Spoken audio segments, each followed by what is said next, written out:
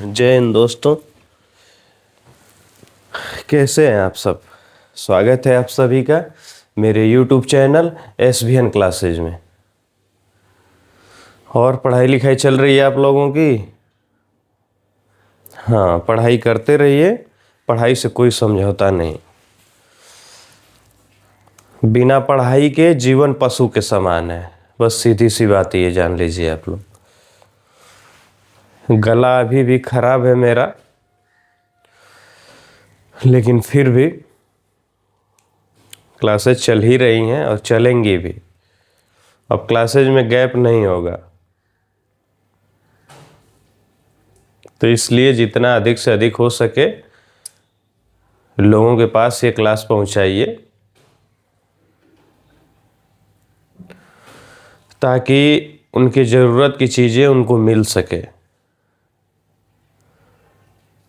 बिना batch purchase किए free of cast ये सारी क्लासेज हैं और हमेशा रहेंगी।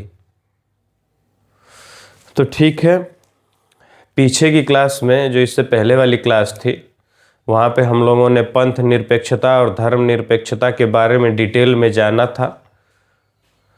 और वहाँ पे मैं बताया था आप लोगों को कि धर्म निरपेक्षता अर्थात धर्म जो है वो पंथ के कंपेयर में व्यापक है। और आज की क्लास में हम लोग पढ़ेंगे लोकतंत्र और गणराज्य, डेमोक्रेसी और रिपब्लिक। तो चलिए यहाँ पे लोकतंत्र, लोकतंत्र, डेमोक्रेसी।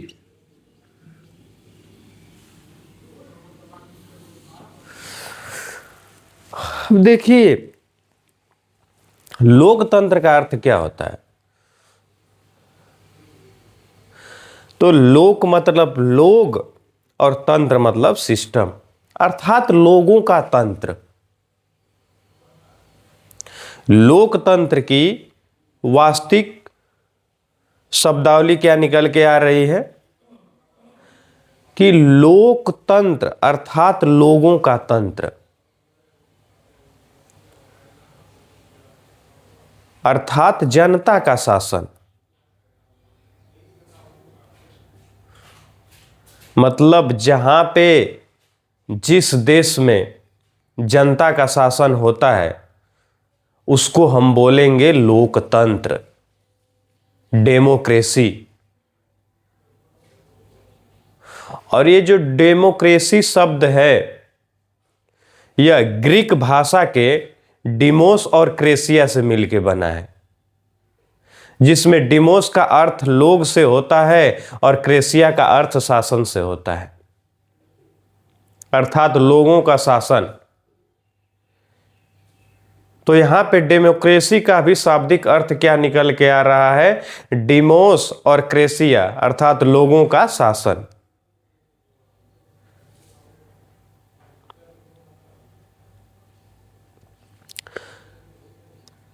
और इसी के संबंध में अमेरिका के एक राष्ट्रपति थे अब्राहम लिंकन के द्वारा लोकतंत्र जो है उसके बारे में बोला गया कि लोकतंत्रात्मक जो शासन होता है वो जनता के लिए जनता द्वारा जनता पर स्थापित शासन होता है,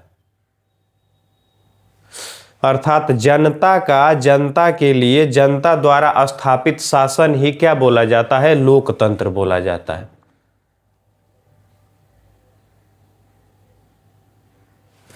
तो यहां पे अगर बात की जाएगी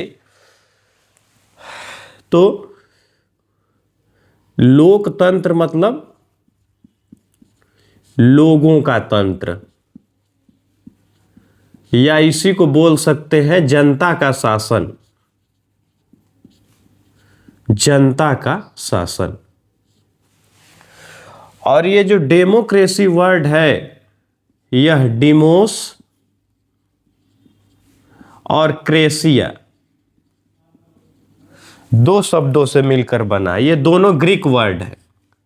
और डिमोस का जो अर्थ होता है वह लोग होता है और क्रेसिया का जो अर्थ होता है वो शासन होता है, अर्थात लोगों का शासन।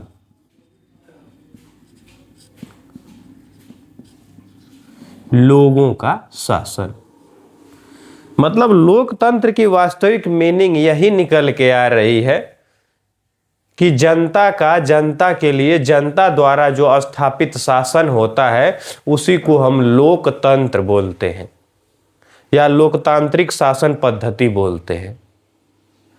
और ये जनता का जनता के लिए जनता द्वारा स्थापित शासन अब्राहम लिंकन के द्वारा यह उक्ति प्रसिद्ध हुई थी। अब यहां पे अगर बात की जाए कि पूरे विश्व में कितने प्रकार के लोकतंत्र पाए जाते हैं, अब तक हमने बताया कि लोकतंत्र अर्थात लोगों का तंत्र अर्थात जनता का शासन, और ये जो डेमोक्रेसी वर्ड है ये ग्रीक भाषा के डिमोस एवं क्रेसिया से मिलके बना है। डिमोस का शाब्दिक अर्थ होता है लोग और क्रेसिया का शाब्दिक अर्थ होता है शासन, अर्थात लोगों का शासन ही लोकतंत्र कहलाता है। यहां पे अगर बात की जाए कि पूरे विश्व में कितने प्रकार के लोकतंत्र पाए जाते हैं, तो अगर पूरे विश्व में लोकतंत्र की बात की जाएगी तो दो प्रकार के लोकतंत्र पाए जाते हैं। एक को बोलते हैं हम प्रत्यक्ष लोकतंत्र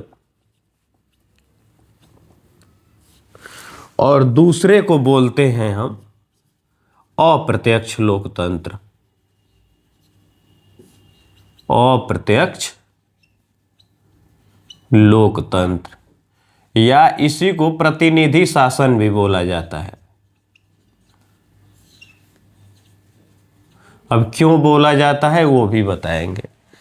तो यहां पे जो लोकतंत्र है वो पूरे विश्व में दो प्रकार के लोकतंत्र देखने को मिलते हैं।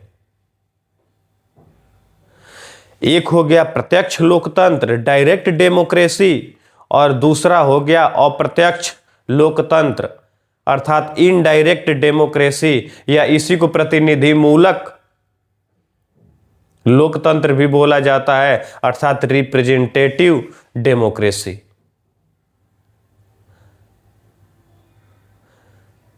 आखिर इन दोनों में अंतर क्या है?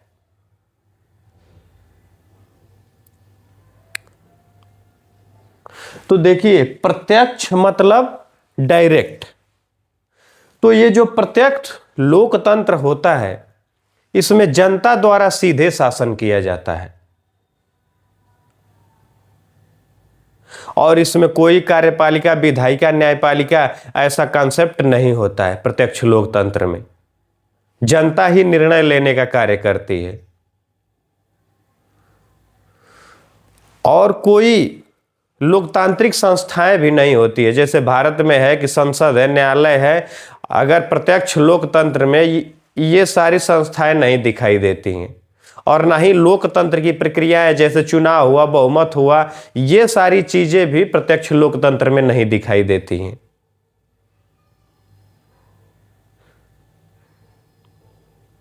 अर्थात प्रत्यक्ष लोकतंत्र में कार्यपालिका विधायिका न्यायपालिका इत्यादि का कॉन्सेप्ट नहीं दिखाई देता है और प्रत्यक्ष लोकतंत्र में जो शासन होता है वो सीधे जनता द्वारा किया जाता है।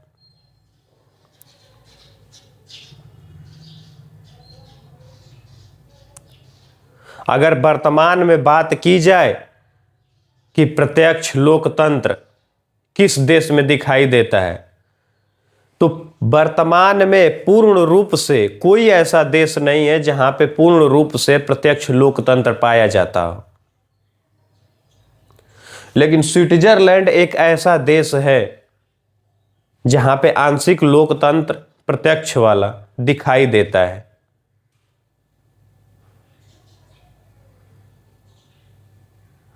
क्योंकि ये जो प्रत्यक्ष लोकतंत्र है यहां पे सीधे जनता द्वारा शासन किया जाता है। अच्छा, शासन का मतलब क्या होता है? तो शासन का अर्थ हो गया देखिए, शासन कौन करता है? सरकार करती है। और सरकार किस प्रकार से शासन करती है? तो विधायिका,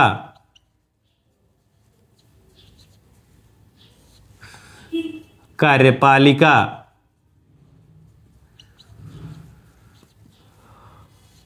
और न्यायपालिका।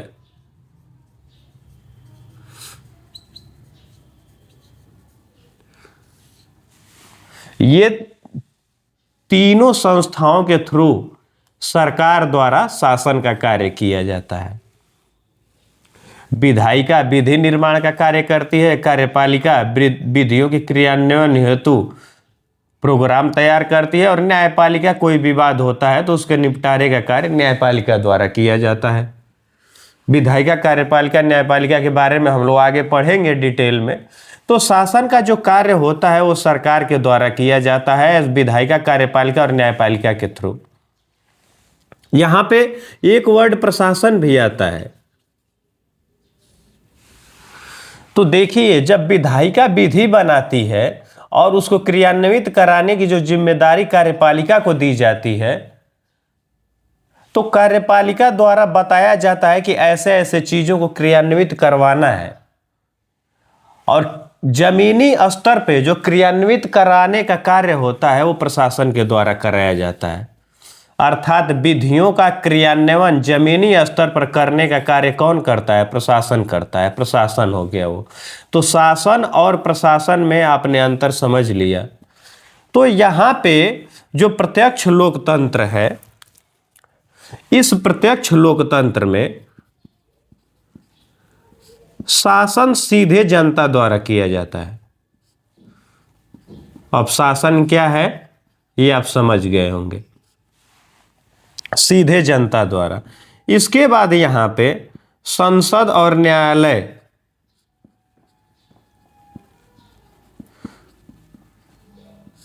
अर्थात लोकतांत्रिक संस्थाएं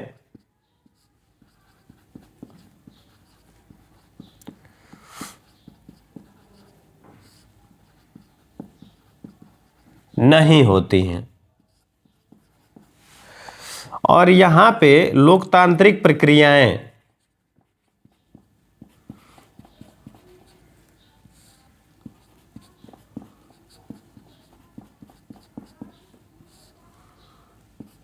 भी नहीं होती हैं। जैसे चुनाव हो गया, चुनाव से कौन बहुमत पाया, किसको बनाना है प्रमुख, ये सारी चीजें यहाँ पे नहीं देखने को मिलती है। यहाँ सीधे जनता द्वारा शासन किया जाता है। तो प्रत्यक्ष लोकतंत्र का मतलब हो गया कि सीधे जनता का शासन, और जब सीधे जनता का शासन होगा तो वहां पे विधायिका, कार्यपालिका, न्यायपालिका इत्यादि का कॉन्सेप्ट नहीं दिखाई देगा, और लोकतांत्रिक संस्थाएं भी जैसे संसद हो गया, न्यायालय हो गया, ये सारी चीजें नहीं पाई जाएंगी वहां पे।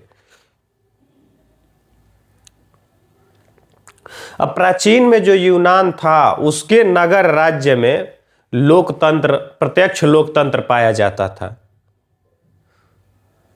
यूनान के जो प्राचीन यूनान था उसके नगर राज्य में प्रत्यक्ष लोकतंत्र देखने को मिलता था। वर्तमान में अगर बात की जाए तो कोई ऐसा देश नहीं है जहां पूर्ण रूप से प्रत्यक्ष लोकतंत्र पाया जाता हो, लेकिन स्विट्जरलैंड में आंशिक प्रत्यक्ष लोकतंत्र दिखाई देता है, उसका एक प्रांत है। तो अगर इसका उदाहरण की बात की जाए तो आप स्विट्जरलैंड को लिख सकते हैं। स्विट्जरलैंड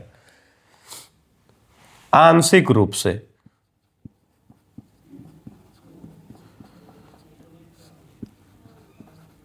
आंशिक रूप से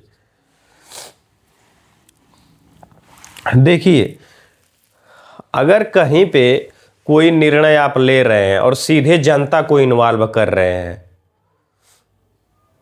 तो वो प्रत्यक्ष लोकतंत्र हो गया।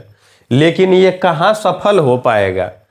ऐसे देश जहां आबादी बहुत कम हो वहां पे तो ये सक्सेस हो सकता है प्रत्यक्ष लोकतंत्र, लेकिन भारत जैसे देशों में जो कि दुनिया का सबसे बड़ा देश है जनसंख्या की दृष्टि से, प्रत्यक्ष लोकतंत्र सफल नहीं हो पाएगा। क्योंकि अगर सीधे जनता को इन्वॉल्व करेंगे, जनता से निर्णय कराएंगे, तो ये व्यवस्था बहुत खर्चीली हो जाएगी।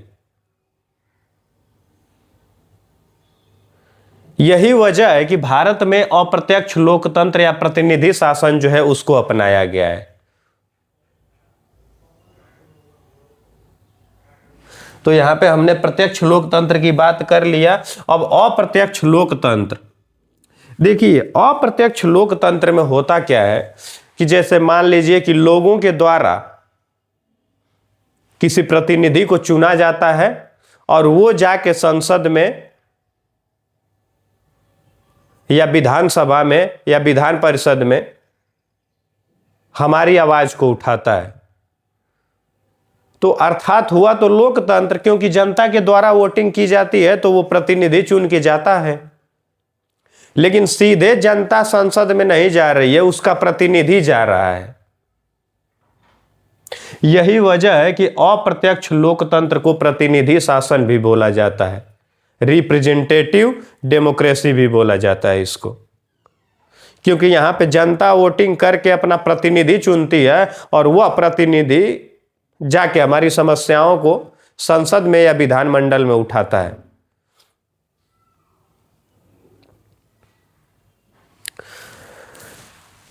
तो इसमें पहला पॉइंट क्या हो जाएगा? प्रतिनिधि द्वारा शासन।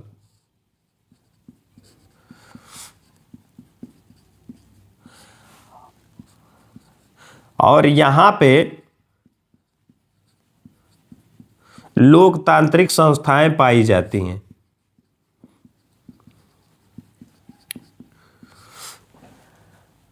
जैसे संसद, न्यायालय इत्यादि पाई जाती हैं। और एक चीज इसमें कि लोकतांत्रिक प्रक्रियाएं भी होती हैं इसमें, क्योंकि जब लोग चुनते हैं तो चुनाव के द्वारा ही चुनते हैं किसी प्रतिनिधि को। तो यहां पे लोकतांत्रिक प्रक्रियाएं भी होती हैं। तबीयत खराब है अभी भी। तो देखिए अप्रत्यक्ष लोकतंत्र या प्रतिनिधि शासन, इसको प्रतिनिधि शासन क्यों बोला जाता है? क्योंकि इसमें इस शासन पद्धति में लोगों के द्वारा प्रतिनिधि चुन के संसद या विधानमंडल में भेजा जाता है। वो हमारी समस्याओं का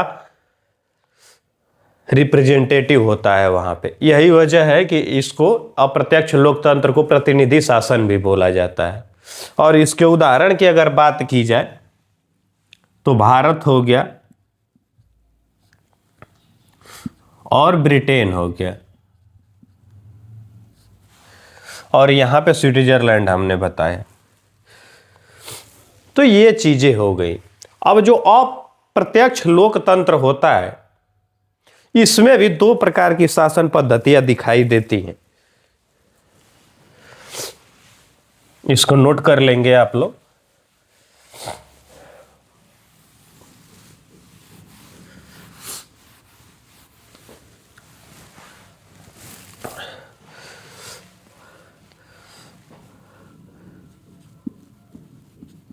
जो अप्रत्यक्ष लोकतंत्र होता है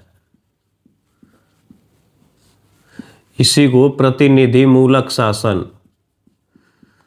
इसी को प्रतिनिधि शासन भी बोला जाता है। इनडायरेक्ट डेमोक्रेसी या रिप्रेजेंटेटिव डेमोक्रेसी, प्रतिनिधि लोकतंत्र। ठीक है। तो यहां पे क्या होता है कि अभी दो प्रकार से शासन की पद्धतियां यहां पे भी देखने को मिलती है। एक तो हो जाती है संसदीय, और एक देखने को मिलती है अध्यक्षीय।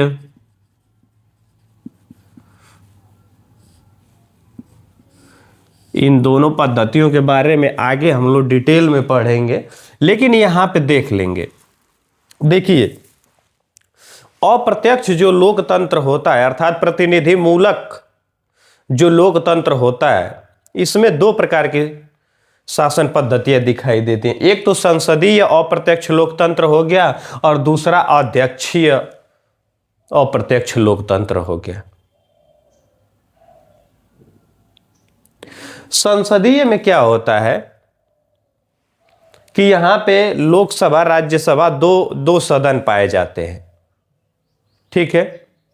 और यहां पे जो कार्यपालिका और विधायिका होती हैं वो आपस में जुड़ी हुई होती हैं।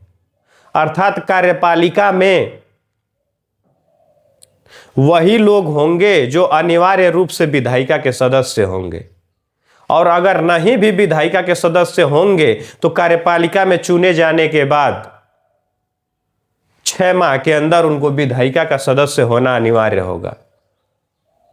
अर्थात जो संसदीय अप्रत्यक्ष लोकतंत्र पाया जाता है उसमें कार्यपालिका और विधायिका एक दूसरे से जुड़ी हुई होती हैं, और जो भी व्यक्ति कार्यपालिका का सदस्य होगा वह अनिवार्य रूप से विधायिका का सदस्य होगा। अगर नहीं होगा तो 6 माह के अंदर होना होगा उसे। तो ये चीज हो गई। तो पहला इसमें क्या हो जाएगा कि कार्यपालिका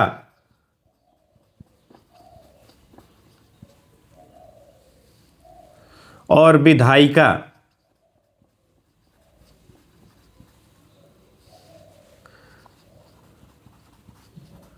आपस में जुड़ी होती हैं। अर्थात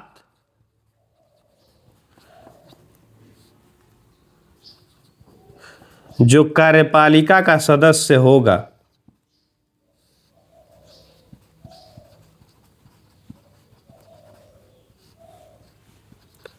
अनिवार्य रूप से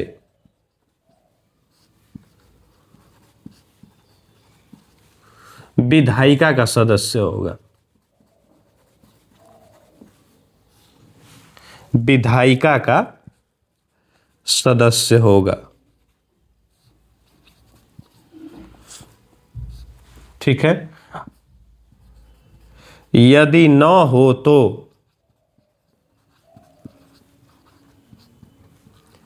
6 माह के अंदर होगा, ठीक है।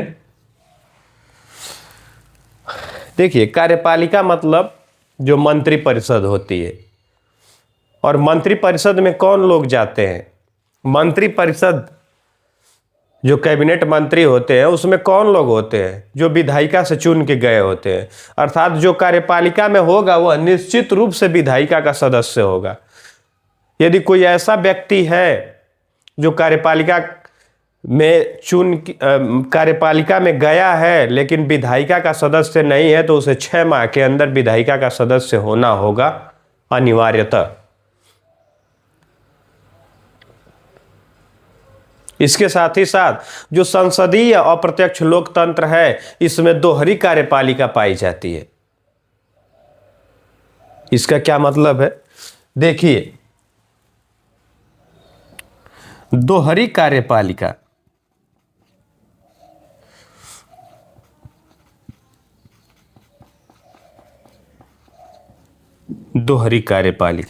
इसका मतलब क्या है कि एक राष्ट्र प्रमुख होता है और भारत में एक कार्यपालिका प्रमुख होता है।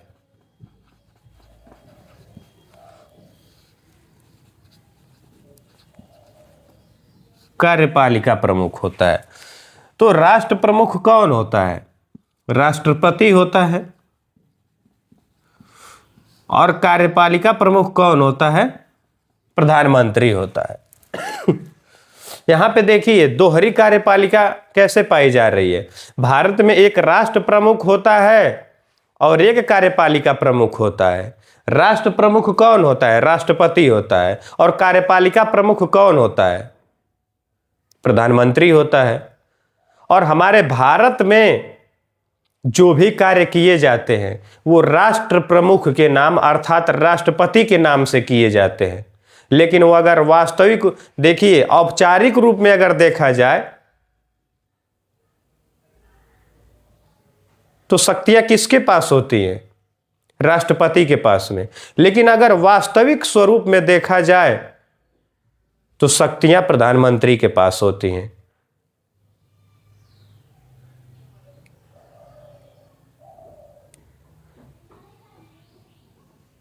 कहने को तो भारत का प्रथम व्यक्ति राष्ट्रपति होता है, लेकिन अगर शक्तियों की बात की जाए तो वास्तविक रूप में जो शक्तियां होती हैं वो प्रधानमंत्री में निहित है, मंत्रिपरिषद में निहित है।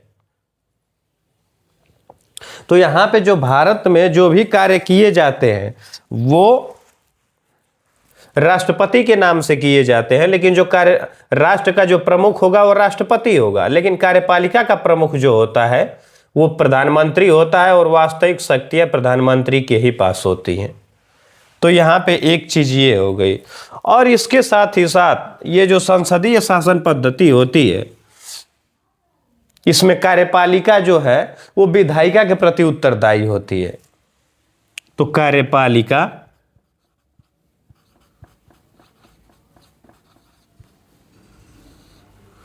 विधायिका के प्रति उत्तरदायी।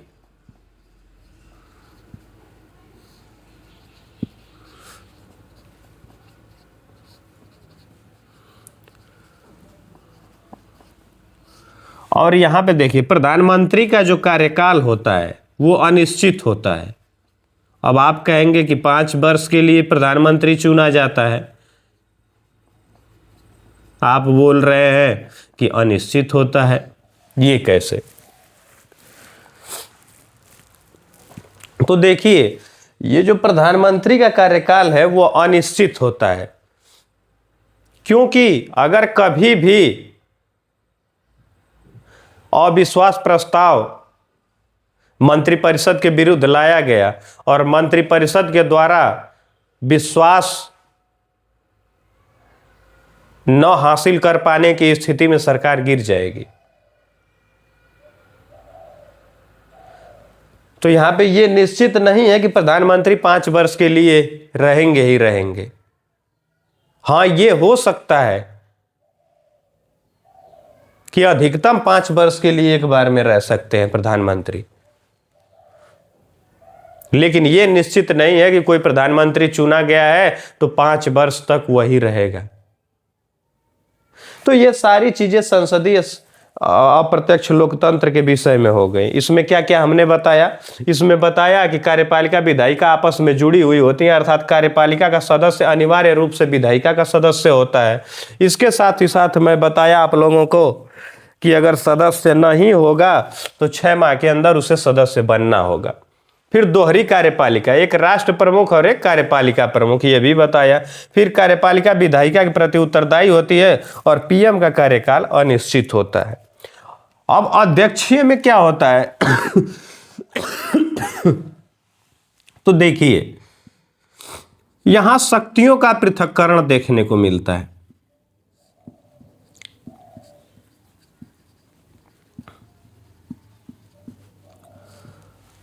अर्थात हम कह सकते हैं कि कार्यपालिका और विधायिका में कोई संबंध नहीं होता है।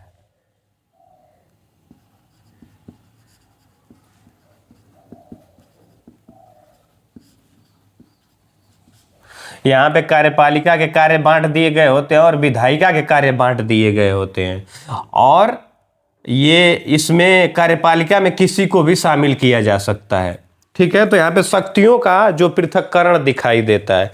यहाँ पे जो कार्यपालिका है इसमें जरूरी नहीं है कि वो जो कार्यपालिका में जो भी सदस्य होगा वो विधायिका का सदस्य होना चाहिए, ऐसा कुछ नहीं है अध्यक्षीय शासन पद्धति में।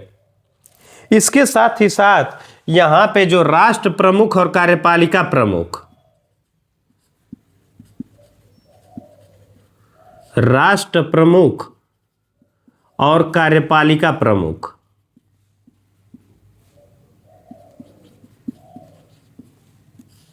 ये दोनों भी प्रमुख एक ही होता है, अर्थात राष्ट्रपति ही होता है और सारी शक्तियां इसी के पास होती हैं। और इसके साथ ही साथ यहां पे एकल कार्यपालिका पाई जाती है। जब सारी शक्तियां एक ही व्यक्ति के पास होगी तो कार्यपालिका एकल ही होगी, जाहिर सी बात है। और यहां पे जो राष्ट्रपति का कार्यकाल होता है वह निश्चित होता है। राष्ट्रपति का कार्यकाल निश्चित होता है। अब देखिए संसदीय का उदाहरण कौन कौन हो गए, तो भारत हो गया और ब्रिटेन हो गया। और अध्यक्षीय की बात करेंगे तो यूएसए हो गया। यहां पे देखिए जो राष्ट्रपति का कार्यकाल है वह निश्चित होता है। तो दोनों में अंतर आपने देख लिया। संसदीय और प्रत्यक्ष लोकतंत्र में हमने बताया कि कार्यपालिका और विधायिका एक दूसरे से जुड़ी हुई होती हैं, और जो कार्यपालिका का सदस्य होगा वह निश्चित रूप से विधायिका का होगा। यदि सदस्य न होगा तो 6 माह के अंदर उसे सदस्य होना अनिवार्य है। इसके साथ ही साथ हमने बताया कि यहाँ पे दोहरी कार्यपालिका पाई जाती है, अर्थात एक राष्ट्र प्रमुख होता है, एक कार्यपालिका प्रमुख होता है। राष्ट्र प्रमुख राष्ट्रपति होता है और कार्यपालिका प्रमुख प्रधानमंत्री होता है, और सारे कार्य राष्ट्र प्रमुख के नाम से किए जाते हैं। और जो कार्यपालिका होती है वो विधायिका के प्रति उत्तरदायी होती है, और प्रधानमंत्री का जो कार्यकाल होता है वह अनिश्चित होता है। साथ ही साथ अध्यक्षीय और प्रत्यक्ष लोकतंत्र में हमने ये बताया कि यहाँ कार्यपालिका और विधायिका में परस्पर कोई संबंध नहीं होता है, और यह अनिवार्य नहीं है कि जो कार्यपालिका का सदस्य हो विधायिका का सदस्य होगा ही। यहाँ पे राष्ट्र प्रमुख और कार्यपालिका प्रमुख दोनों एक ही व्यक्ति राष्ट्रपति होता है, अर्थात यहाँ पे एकल कार्यपालिका पाई जाती है। और यहाँ पे जो राष्ट्रपति का कार्यकाल होता है वह निश्चित होता है। तो अध्यक्षीय लोकतंत्र में राष्ट्रपति का कार्यकाल निश्चित होता है, और यहाँ अमेरिका के केस में 4 वर्ष होता है। ठीक है, तो ये हो गया जो अप्रत्यक्ष लोकतंत्र था उसके 2 प्रकार हो गए। तो भारत में ये पद्धति संसदीय या अप्रत्यक्ष लोकतंत्र की पद्धति को अपनाया गया है। ठीक है, इसके साथ ही साथ जो लोकतंत्र होता है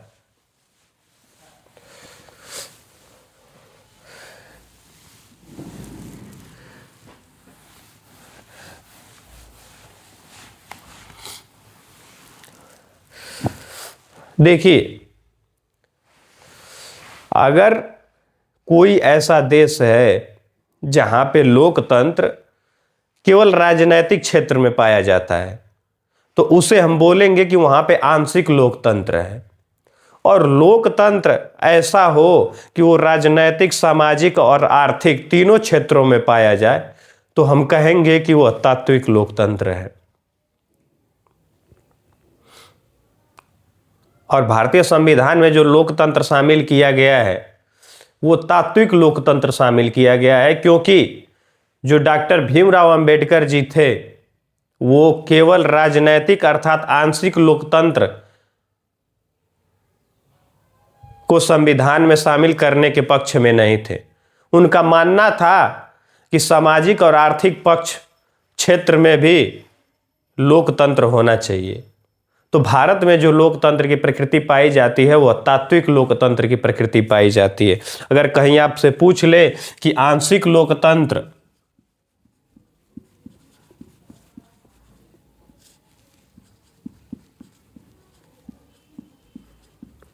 और तात्विक लोकतंत्र,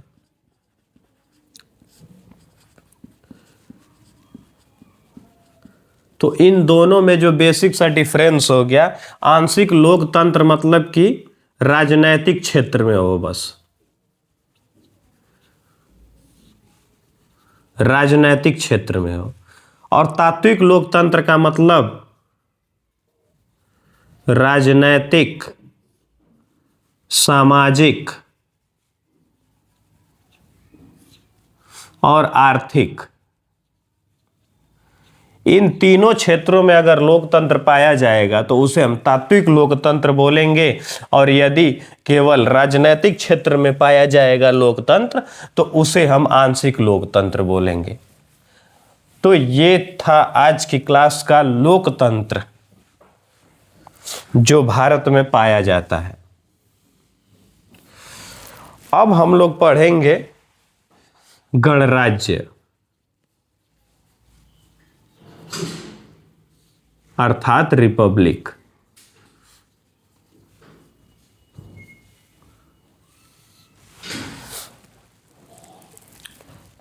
तो देखिए, गणराज्य का मतलब ही यही होता है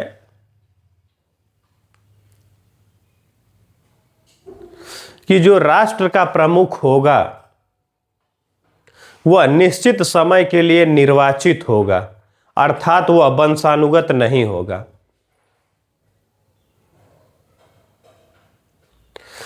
गणराज्य का अर्थ यह होगा कि जो भी राष्ट्र का प्रमुख होगा वह नियत अवधि के लिए निर्वाचित होगा, ना कि वंशानुगत होगा।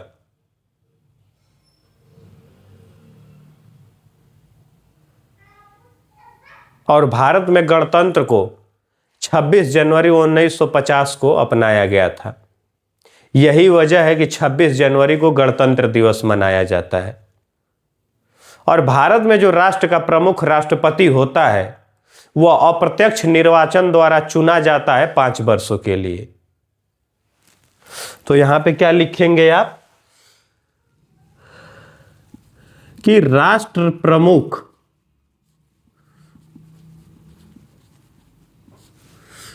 निश्चित अवधि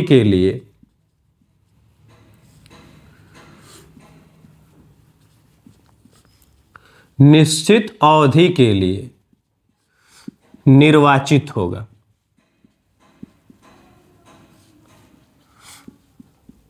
वंशानुगत नहीं।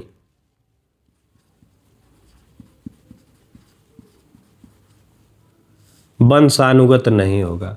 और भारत में जो राष्ट्रपति है यही राष्ट्र का प्रमुख है।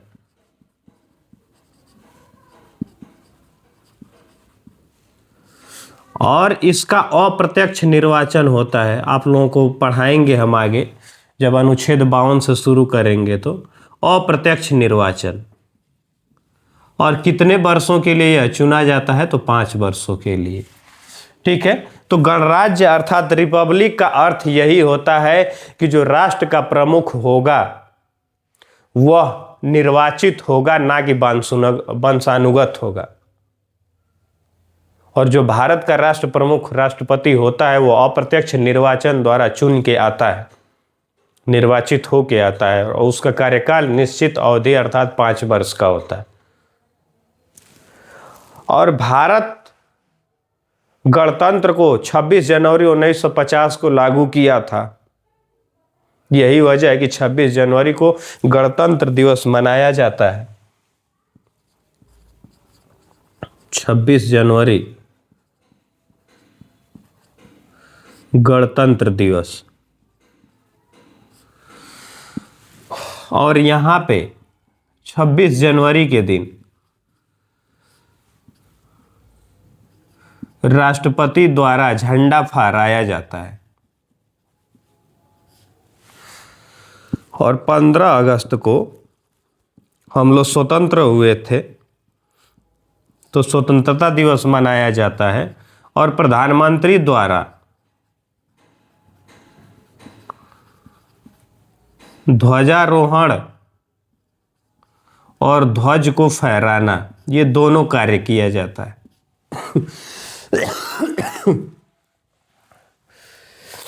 देखिए, गणराज्य का क्या मतलब हो गया कि राष्ट्र का जो प्रमुख होगा वह वंशानुगत नहीं होगा, वह चुन के आएगा, निर्वाचन द्वारा आएगा और उसकी निश्चित अवधि के लिए आएगा। और 26 जनवरी को गणतंत्र दिवस मनाया जाता है। और 26 जनवरी के दिन राष्ट्रपति द्वारा ध्वज फहराया जाता है। और 15 अगस्त को प्रधानमंत्री द्वारा ध्वजारोहण और ध्वज फहराना दोनों कार्य किया जाता है। ध्वज फहराने का मतलब ये हो गया, अर्थ ये हो गया कि ऊपर ध्वज बांधा गया होता है और उसको खींच के फैला दिया जाता है, तो वो ध्वज फहराना हो गया। और ध्वजारोहण का मतलब ये हो गया कि नीचे से ध्वज को ऊपर ले जाया जाता है, उसके बाद फहराया जाता है। तो ध्वजारोहण और ध्वज फहराना ये दोनों अलग अलग चीजें हैं। तो आज के क्लास में हम लोगों ने डेमोक्रेसी के बारे में पढ़ा और रिपब्लिक के बारे में पढ़ा, गणराज्य के और लोकतंत्र के बारे में पढ़ा। लोकतंत्र के बारे में हमने बताया कि लोगों का तंत्र अर्थात जनता का शासन ही लोकतंत्र बोला जाता है। और लोकतंत्र के विषय में अब्राहम लिंकन द्वारा बोला गया था कि लोकतंत्रात्मक शासन में जनता के लिए जनता द्वारा स्थापित शासन होता है। जनता का जनता के लिए जनता द्वारा स्थापित शासन ही लोकतंत्रात्मक शासन होता है। फिर हमने बताया कि लोकतंत्र दो प्रकार का होता है, प्रत्यक्ष और अप्रत्यक्ष, और इन दोनों चीज़ों में जो बेसिक डिफरेंस था उसके बारे में भी हमने बताया। फिर बताया कि भारत में अप्रत्यक्ष लोकतंत्र अर्थात प्रतिनिधि शासन को अपनाया गया है, और ये जो अप्रत्यक्ष लोकतंत्र है यह भी दो प्रकार का होता है, संसदीय अप्रत्यक्ष लोकतंत्र और अध्यक्षीय अप्रत्यक्ष लोकतंत्र, और इन दोनों के बारे में भी डिटेल में मैंने बताया। फिर हमने बताया कि जो लोकतंत्र होता है वो आंशिक भी होता है और तात्विक भी होता है। अगर कहीं पे लोकतंत्र केवल राजनीतिक क्षेत्र में पाया जाता है तो उसको बोलेंगे कि आंशिक लोकतंत्र है, और कहीं पे अगर लोकतंत्र राजनीतिक, सामाजिक, आर्थिक इन सारे क्षेत्रों में पाया जाता है तो उसको हम बोलेंगे कि तात्विक लोकतंत्र। और भारत में तात्विक लोकतंत्र ही पाया जाता है। उसके बाद गणराज्य के बारे में हमने बताया कि गणराज्य का अर्थ यह होता है कि राष्ट्र का प्रमुख निर्वाचित होगा, वंशानुगत नहीं होगा, और उसका निश्चित कार्यकाल होगा। और भारत में जो राष्ट्र का प्रमुख होता है वो राष्ट्रपति होता है, और उसका कार्यकाल 5 वर्ष का होता है। इन सारी चीज़ों के बारे में हमने डिटेल में बात किया। उम्मीद करते हैं कि क्लास आप लोगों को अच्छी लगी होगी, और क्लास को अधिक से अधिक शेयर करें, चैनल को सब्सक्राइब करें ताकि हमें भी पॉजिटिव एनर्जी मिलती रहे, और ऐसे ही रेगुलर क्लासेज मैं आप लोगों के बीच में लेकर आता रहूं। और ऐसे बच्चे हैं जो कोई बैच परचेज नहीं कर सकते हैं, अगर उनके पास ये क्लास जाएगी तो निश्चित रूप से उन्हें बहुत बड़ा बेनिफिट होगा। तो ठीक है, आज की क्लास में बस इतना ही। धन्यवाद।